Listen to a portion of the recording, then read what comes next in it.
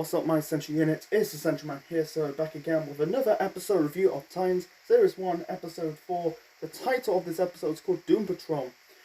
This was a good episode, better than the first 3 episodes of the series. The first 3 episodes of Series 1 of the show, they're not bad episodes. I think it was slow. I understand they focus more on storytelling. You get some of the fights, but they're more focused on storytelling. I don't say it's bad. I think it's a good thing. Anyway, so still continue on the storytelling. It's focused more on Rachel and the Doom Patrol. I think this episode is setting up the spin-off show of Titans called the Doom Patrol. It's on Amazon Prime. I don't know. I haven't really got Amazon Prime. I heard it got Cyborg in it. I'll talk a little bit more of the Doom Patrol later on in this review. So let's talk about this episode. Yeah, it's a good follow-up to episode 3. You had Rachel escape the nun compound because the nuns basically catching Rachel. It's a typical relationship. I don't want to get into it. She kind of run towards the forest, saw Garfield as a tiger. In this episode, they covered Garfield's origin. We'll get to that shortly. And you can tell, there's a friendship development between Rachel and Garfield. For me, I like the original Teen Titans, the original show from the 2000s, I don't understand why they called Beast Boy Garfield. It's just like, yeah, there's Garfield the cat, the orange cat who hates Mondays and like lasagna, but I simply don't get it. So I like the chemistry in this episode between Rachel and Garfield. They're not lovers; they're kind of like friends. They went through shit. So let's talk about the origin of Garfield Logan becoming Beast Boy. In the original Teen Titans show, they did like an episode of the Doom Patrol. I can't remember. It's been a long time since I watched the original Teen Titans. Because Cartoon Network will never show an episode of Teen Titans ever again. You'll probably find it on a streaming app. I don't know, but they show when Beast Boy was part of the Doom Patrol. I think it's the first time he, transformed into an animal. I think he was transformed into a T-Rex. But, and also they did it in Young Justice. I think it was Series 1 or Series 2 of the show. Garfield was in an explosion. And he needs, like, a blood transfusion. You had Ms. Marvel doing the blood transfusion, make Garfield becoming Beast Boy. In this live action of the origin of Beast Boy, he was in Congo, in Africa. I think he contracted a rare disease of species of primate. We'll get to Bruno Bleacher. I can't really pronounce his name properly. He's basically Dr. Calder, chief. It said he contracted a rare species of primate. He was basically staring death in the face, and he's shouting like, don't leave me, and then Calder says, I'm gonna help you. He contracted like he put like a green stuff in the syringe and put it into his arm because his arm was a little bit green. And I think he said that he's got some side effects, That's the reason why he's turned into a tiger. He had green hair. I think it was a good choice to have Ryan Potter. Ryan Potter. My first exposure to Ryan Potter was Big Hero 6. He voices Hero from the Disney movie Big Hero 6. That was a good film, man. I heard there were like rumors back in the day he just want to become Robin, but the creators of the show doesn't want him to become Robin because of his Japanese descent. He's half Japanese, Ryan Potter, but I like him as Beast Boy, Garfield Logan. In the live action, not live action, in the anime Beast Boy, I like Greg Sykes as Beast Boy, but in live action, I like Ryan Potter as Beast Boy / Garfield Logan. Anyway, so basically taking Rachel to the compound. Yeah, the Doom Patrol is basically it's basically their version of the X-Men. This is my guess. I think it's their version of the X-Men. You know, fuck this shit about the Legends. You know, the Legends is their version of Guardians of the Galaxy. Don't get me wrong, but the Doom Patrol is basically basically the DC's version of the X-Men. Anyway, so you had you got the voice of Brendan Fraser as Robot Man Cliff. He was funny in this episode. I really like him. You know, basically hiding Rachel in a closet, and you had basically Cliff said to Gar, why you today? I was in here, and then he said, bullshit. I know you went out of town, and Garfield says, I'm trying to get a new controller, and he made a joke, says like he said about like low profile. You need to keep a low profile. He said like I know I'll get back before the chief. I'm trying to keep a low profile. No one's watching me. And then I think Cliff says if you want to keep a low profile, wear a hat. And then I think God make it like a sarcastic joke. He said, why do a robot made it mad to push their buttons, And then Cliff says, push my buttons, keep pushing my buttons. There's gonna be like a green tiger rug in my bedroom, Yeah, I kind of like his sarcasm, but he's funny. It's a shame how Brendan Fraser, like fall off the cliff for the last 20 years, 15 to 20 years. I think he, Hollywood gave him the cold shoulder. I think he was there for. I think he reprised his role in the Doom Patrol show. I haven't really seen that. I heard about it, but anyway, so yeah, he knows that Garth likes hide Rachel, because Rachel is kind of special as well. Some people compare her to Jean Grey. Jean Grey is too different, Anyway, so sometimes I compare, Rachel Roth, Raven to Wanda Maximoff, Scarlet Witch. They went through shit. Anyway, so I still compare Raven to Scarlet Witch together, because they're both witches, because Rachel Ravens come from a different dimension,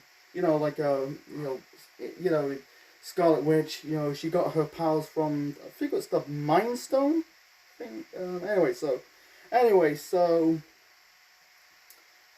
basically, Rachel says, "Are you a robot?" And then Cliff says, "Here we go." And then Garth says, "He's a robot man." And Cliff says, "Oh, fuck me."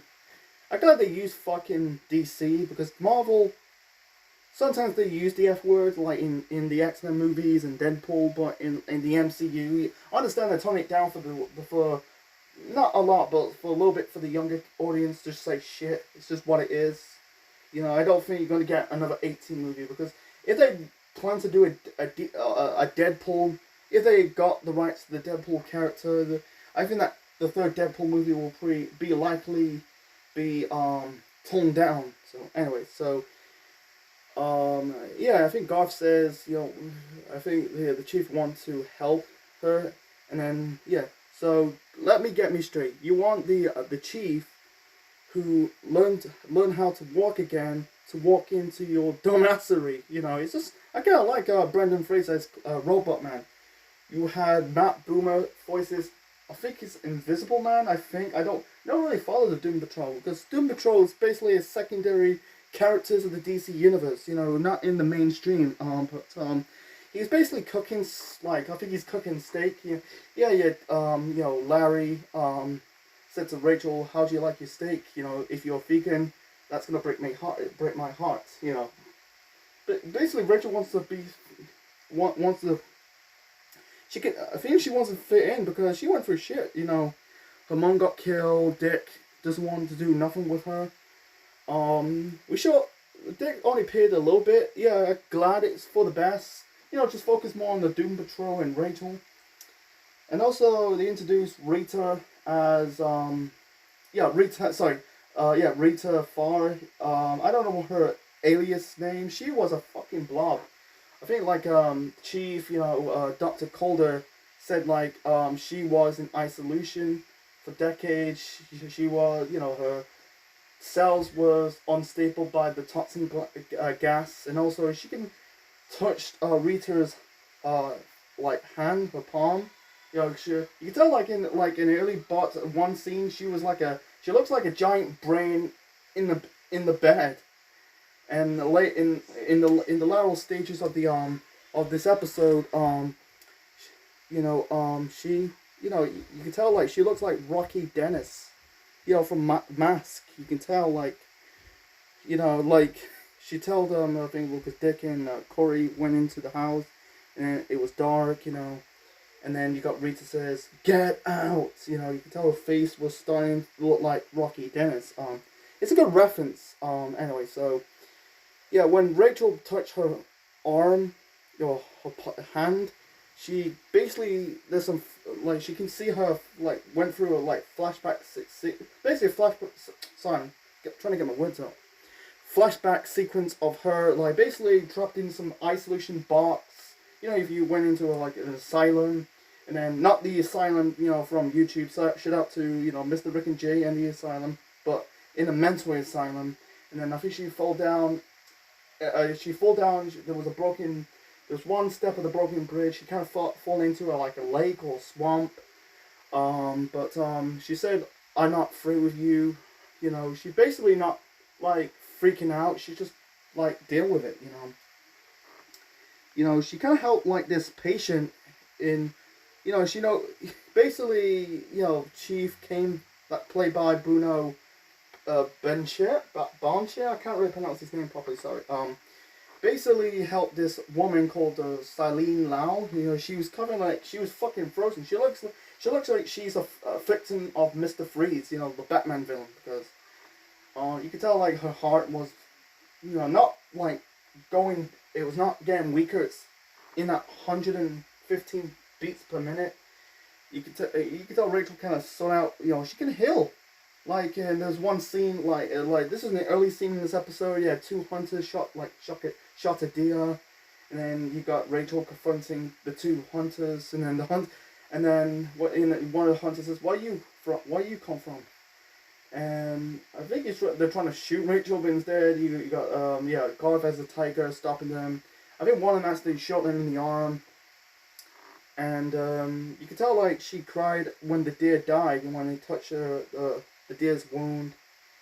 Garth said to Rachel, "There's nothing evil about you." Yeah, you can tell like she's never were evil. You know, she's just like don't know who she's trying to find out who she really is. You know, that's really the whole story arc of series 1. You know, to find out who she really is.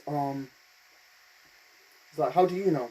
I know. He said, Garth says, "I know, I got pretty good instincts." So anyway, so Nirvana, you know, that's not really the house, but like Garth's like hideouts, you know, not hideout, but like his lair. It's full of like arcade games and posters and drinks.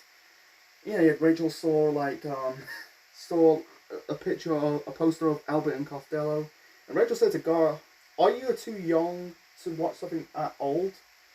It doesn't really bother him, you know, it's what it is. You know, I watched, like, when I was a little kid, I watched Laurel and Hardy, you know, reruns on, I watched a lot of reruns, I know it's before my time, Laurel and Hardy, that was like 20s, 30s, 40s, I don't know.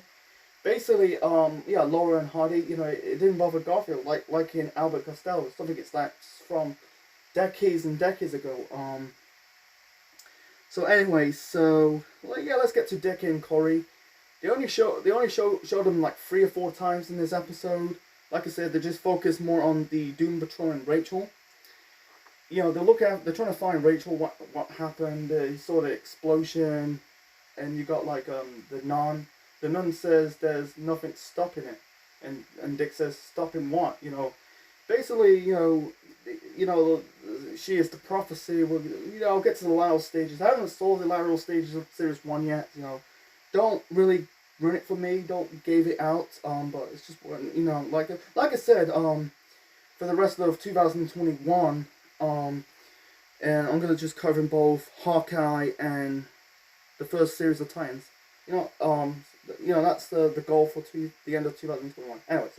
Anyway, so yeah, Dick, confronting this hunter. Yeah, he went to the police station and he said to Corey, you're not coming with me, because they're still looking after Corey because Corey thinks she killed Dad, nuclear Dad, the when they kidnapped Rachel, but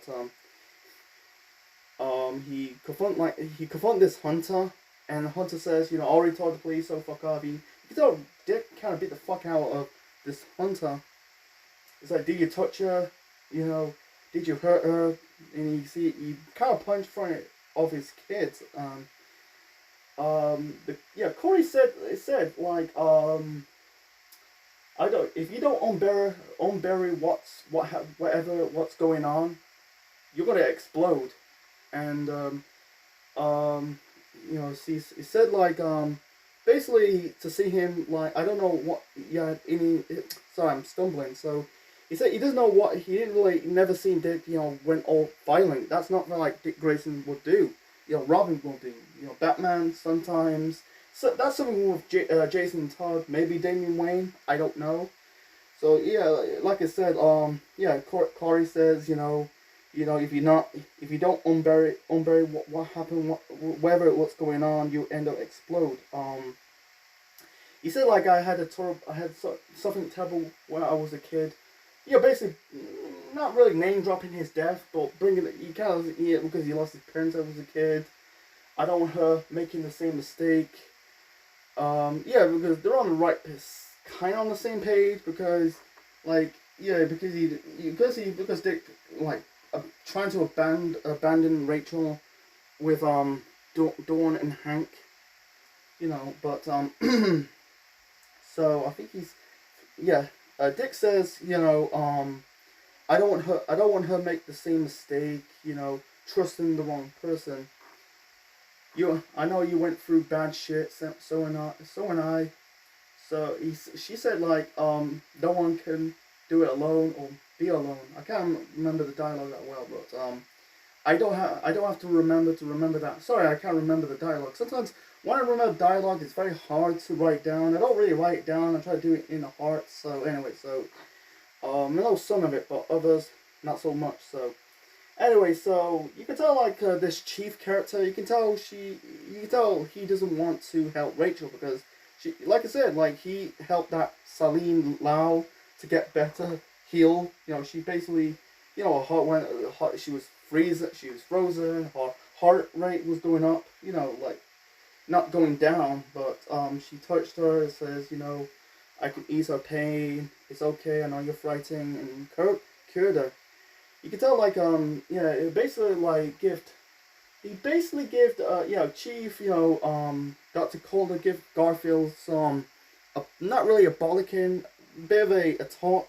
It says, you're risking everything, you almost destroy his family, if we find out, we're gonna end up locked out, like, Rita was, basically called him a selfish boy, and he basically, I'm sorry for being stern, I'm trying to care. I care you and the others, don't you? But basically he still cares about Garfield and the others. Rita, Larry and Cliff, because you don't want everyone to find out. Like you can tell this group has this X-Men presence because they're getting ridiculed by the public for being mutants. You can tell Rachel's not a mutant because, she's from another planet. Not another planet, but another dimension. I'm trying to say. And also, like in one part of the scene in the Nirvana, game lair, there's a picture of Gar and his parents. He said. I think he said they died, and Rachel bring up her mom died. I had. Sorry. Like I said, still remember the dialogue that well. I got learning difficulties, man. It's very hard to remember the lines of the episode. Anyway, so basically, she all I had. Basically, like, didn't bring up, she got shot by that guy from episode 1. I don't know how Garfield's parents died. You can tell they look like Japanese looking. That's why in Potter's, his descent is Japanese. I don't know, maybe because maybe they died as a I don't know how old is Garfield, Ryan Potter. He's got to be in his 20s, maybe a bit younger. I think he's a bit older than me. I don't know, probably in that 20-year mark. I think that the character on the show probably in his late teens. Like Tegan Croft is still young, fucking young. I think she's probably like 17. I think she's about. This is like this. The first series took place in film. It was aired in 2018. This is like 3 or 4 years old. This series one. So anyway, so basically they're trying to go. Basically Chief said I want to experiment on you. Examine you, experiment. Test you, and then I think Rachel says you cannot help me. That's the same with goes to was it Cliff and Larry and Rita. I think she said, I think like he said they're doomed. And also bring up the backstory of Cliff, Robot Man. He said like Garth said to Rachel like he used to be a famous race driver, and his body was badly kaput. Chief saved his brain. He saved, like I said, Rita's cells was basically unstable. She was in isolation for decades, and her cells was unstable with the toxic gas. And I think Larry was in a plane crash or something. So yeah, they did really talk about the backstory of the Doom Patrol. So anyway, so yeah, you can tell like this Chief, Dr. Calder, you can tell he was acting heelish towards Rachel because like she sorry, I'm stumbling, but he's actually want to experiment on her because that's the fans that get. That's the fans, that's the fans he gets. That's the real fans that get. Like Rachel helps, helps the team to help this Salim Lau, and what she gets? She gets experiment on her. Basically, she basically, you can tell she's not uncomfortable with this. She kind of like was tied up in the patient's seat, in the table, the operating table, and she said, I don't want to do it, and then Garth says, but Garth, what are you doing? You assist me, blah blah blah. He basically trying to stand up against Chief, like Dr. Calder says no, leave the room, no. He's about to turn into a tiger, but yeah, he basically he didn't like kill him. He basically shot him with a tranquilizer gun to knock him out, and yeah, and you can tell like the evil side of Rachel triggers of sense of fear. It says like you hurt my friend, I'm gonna hurt you. She went fucking ape. Her powers. She summoned out this black stuff and then a purple portal, and thrown Dr. Calder into like one of the pillars in the laboratory. And I think Larry in the end of this episode said Calder broke his back, and so yeah, basically you can tell Dick regrets abandoning Rachel because he said in the second episode, I'm not good at sticking the family part. You just don't want to follow what Bruce, trying to follow Bruce's footsteps. You just want to get away from the superhero stuff and live his own life. But he said he's wrong. He went to the laboratory. Says, I was wrong about the stuff in the church says you're on your own. I was wrong. You have me. I'm not gonna leave anywhere. You can tell he was regretting abandoning her. She's lonely. She has no friends. Her family, like her mom got killed by this bold assassin in the first episode. Like I said, they never mentioned Trigon. You probably see Trigon appeared in the second series. I think they should have put her in this. I think he needs to be in the first series to fill up her story for becoming Raven. You can tell like the other Doom Patrol. The Doom Patrol. The Doom Patrol members ask Garth, go with them, go and have a life. What about you? What about Chief? He broke his own back. He helped us, Garth. I think Garth says, with the Confinality Challenge, whatever that name. I don't remember what it means. Basically say go and have a life. Go with them. Basically I think like them they were unstable. They cannot. they cannot see in public. Same as Rita, not so much because on unstable cells, and yeah, I think that was it. So like I said, because the rest of the year, the end of the year, I'm covering the rest of Series 1 of tie-ins, and but by the time next week, I can't wait for next week because next week is the start of the Hawkeye show. I see the trailer for the Hawkeye show. December's really good for me because it got covering covering Hawkeye and also Spider-Man No Way From Home. I can't wait for that. Yeah, I see the trailer for Hawkeye. That is a good trailer because it's gonna be a Christmas show. I might do a preview talking about it, not talking about the plot, but the characters. They got like Jeremy Renner reprise his role as Clint Barton's Hawkeye. There's another Kate Bishop's gonna be in it. I'll talk about the preview next week, but I can't wait because if it announced that like I'm covering both DC and Marvel for the rest of the year, November, December time. I think the beginning of the year I'm gonna not beginning of the year, but the beginning of the week, I'm gonna cover DC. On the DC side and covering, the first series of Titans. That'll be the an episode review of the first series of Titans will be on the beginning of the week, and then the end of the week I'm gonna cover an episode of Hawkeye. It's back and forth, pacing out a little bit. It's not like back and forth, reviewing DC and Marvel like back-to-back days. It'd be at the beginning of the week and the end of the week. So I'm gonna recap. So not recap, but I'm gonna remind you. Like at the beginning of the week, I'm covering a episode review of Titans for Series 1, and then at the end of the week, I'm covering. I don't think they're gonna do. I'm not too sure they're gonna do a second series of Hawkeye if it's good, but who knows? Never say never. But that'll be at the end of the week, so I'm gonna wrap this up. So, and I think this episode is setting up the the spin-off show called the Doom Patrol. I don't know who reprised his role. You got Matt Boomer. I think he's coming back. Voicing Larry Invisible Man. Brendan Fraser is reprises for his Robot Man.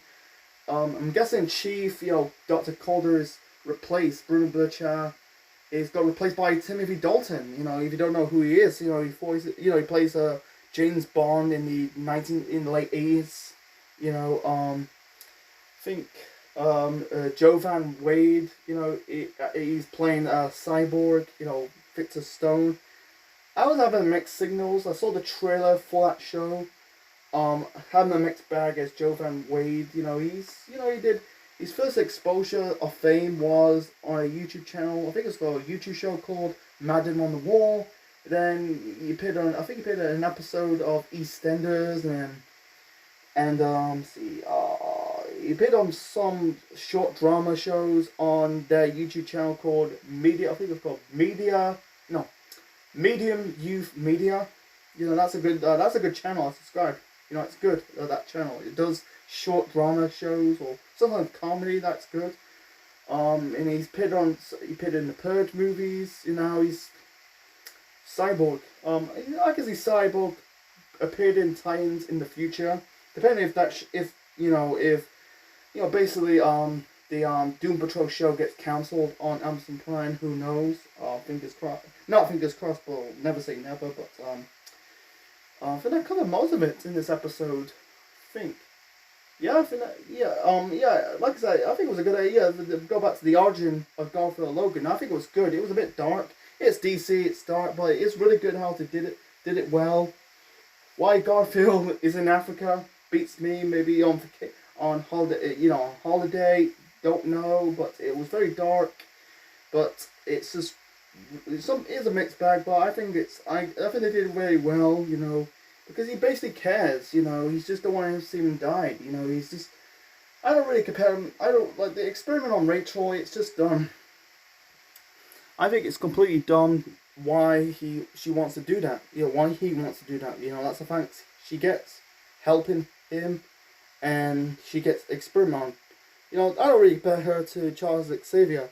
I don't compare him to Charles Xavier, Dr. Calder and Charles Xavier, because Charles Xavier has powers, he'll never experiment on, that his students. He will never do that. It's just, he's more like a teacher, like a father figure to them. They don't really hate Dr. Calder. He kind of owned their life with him because he saved them.